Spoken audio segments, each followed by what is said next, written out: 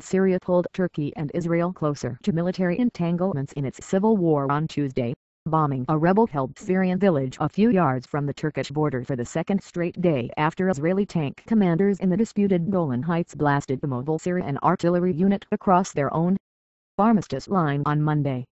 The escalations involving two of Syria's most powerful neighbors came hours after the fractious Syrian opposition announced a broad new unity pact that elicited praise from the big foreign powers backing its effort to topple President Bashar al-Assad.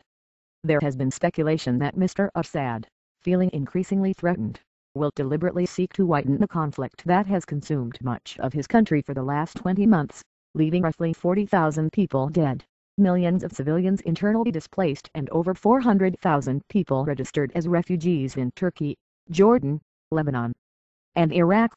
Although there was no indication that Mr. Assad was trying to lure Israel into the fight, any Israeli involvement could rally his failing support and frustrate the efforts of his Arab adversaries.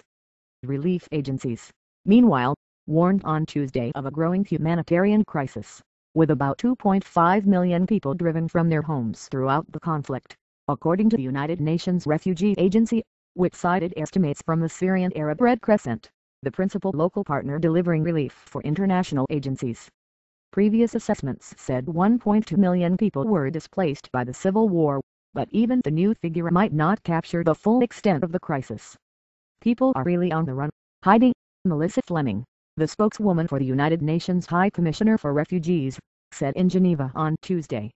They are difficult to count and difficult to access.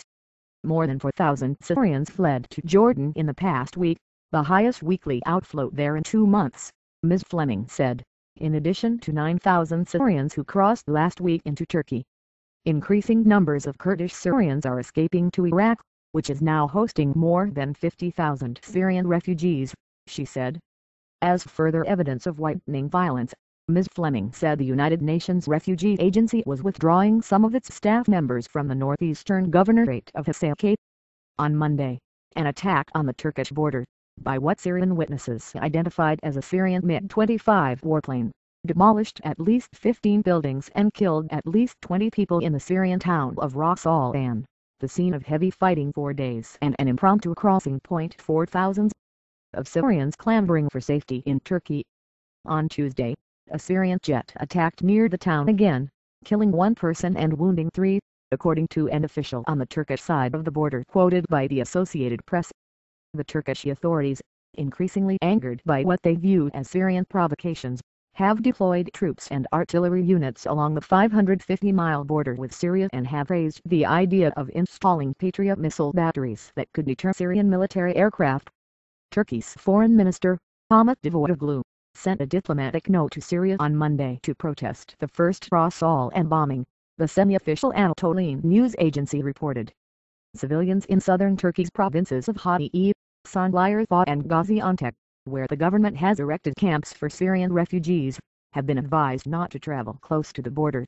The United Nations, which monitors an armistice agreement between Israel and Syria in force since the 1973 war, has said it feared that Golan violence could jeopardize the ceasefire.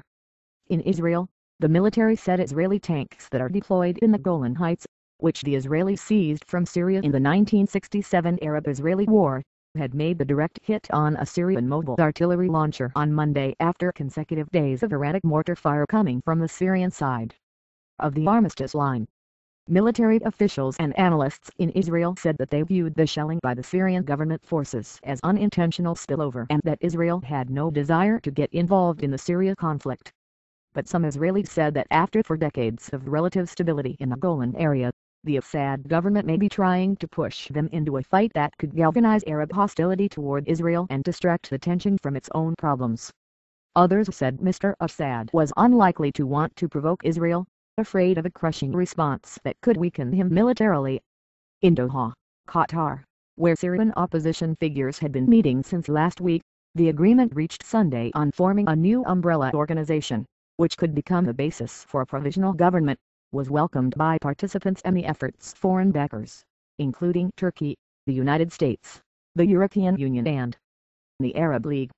There were expectations that the new group, called the National Coalition of Syrian Revolutionary and Opposition Forces, would be permitted to take Syria's seat at the Arab League, which expelled Mr. Assad's representative,